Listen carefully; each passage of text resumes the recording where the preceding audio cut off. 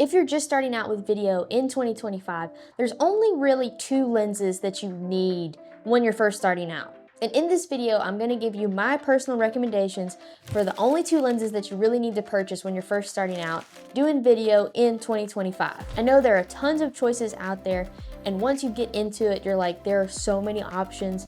What do I pick? It's overwhelming how many choices are on the market nowadays. And all of them are really good options.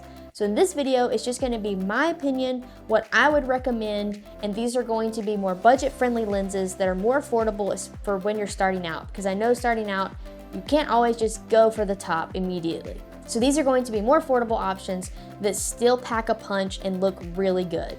Okay, so let's talk about it. These 2 lenses are the Sigma 24-70, which I'm filming on right now, and the Sirui Aurora 85. Now, let's talk about why I chose these 2 lenses.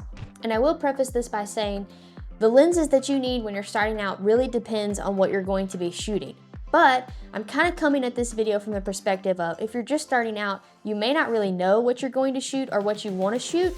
So these lenses are going to be more versatile to be able to dip your toe in the water for a lot of different styles of video until you find out what you really like to shoot.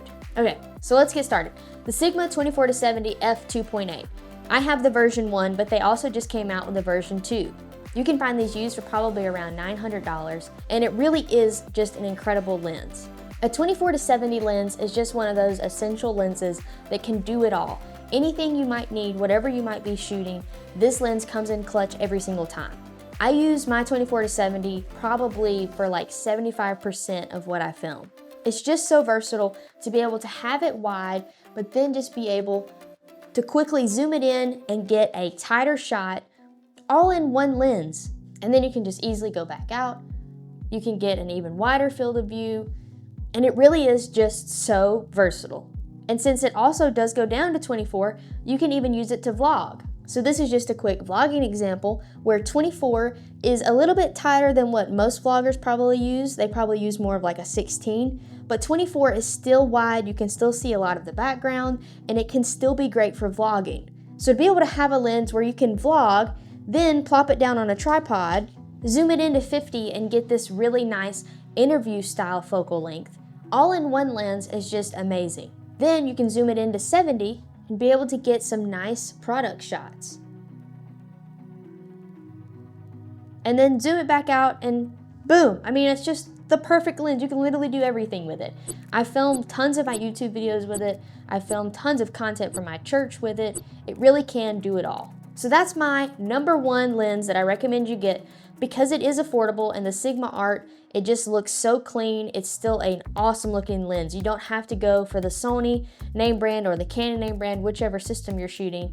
This Sigma looks really, really good, and it comes at a cheaper price. And I definitely recommend checking out, see if you can get a used one on Adorama or B&H. Now, let's talk about our second lens, the Sirui Aurora 85mm f1.4. Now, this is a prime lens, so it's not going to be as versatile as a zoom lens, but there are times where obviously I'm recommending you get 2 lenses, and here's why. Prime lenses usually have a lower aperture, like this one is an f1.4, and that gives you a blurry background and depth of field that you just cannot achieve with an f2.8, which is what most zoom lenses are. So I'll pop this lens on and show you the difference between the Sigma 24-70 and what this 85 looks like. So this is why you want to have a prime lens in your bag, to be able to get this kind of shallow depth of field. It's just so creamy and just looks so good, and you just cannot get this out of an f2.8 lens. It's just not the same. And also that 85mm focal length is going to give you a little bit more compression and going to give a totally different look to your video than your 24-70 will. This is going to be a great lens for detail shots, close-ups, and of course, blurry background for when you need it. You pair that with some of the wider shots from your 24-35 on your 24-70, and then you have a full range to work with when you get in the editing room. You've got some wide shots, some medium shots, some tight shots, and then some really detailed blurry background depth of field shots that will add a totally different mixture to your whole video. And the best part about this lens, it's autofocus, as you can see, and it's only $500. So super affordable, looks incredible, and it's gonna be one of it's more of a unique lens. You have your 24-70, it's old trusty. It's gonna get all of the shots that you need. You're gonna be able to rely on that one. It's gonna do the thing. But then this lens is gonna give you that little secret sauce that's gonna be like, man, what did you do to this footage? It looks amazing.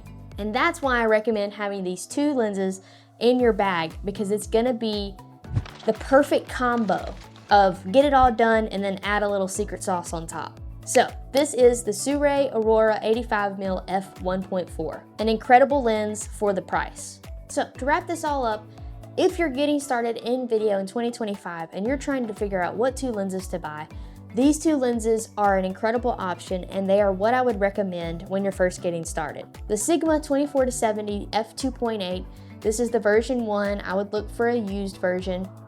And then the Sirui Aurora 85mm f1.4. These two together are just an incredible pair to have in your bag, and you could do pretty much anything you wanted to with these two lenses. They're affordable, they're sharp, they're high quality, they look amazing, and that's why it's the two lenses that I recommend, especially if you're just getting started. And the more video that you do, the more you'll figure out, okay, I might need a 70-200, or I might need a 50mm prime, or a 35mm prime, or I want to get into some anamorphic, or let's get some cinema lenses. But when you're first starting out, these are two awesome options. Anyway, if you like this video, be sure to check out some of the other videos on my channel.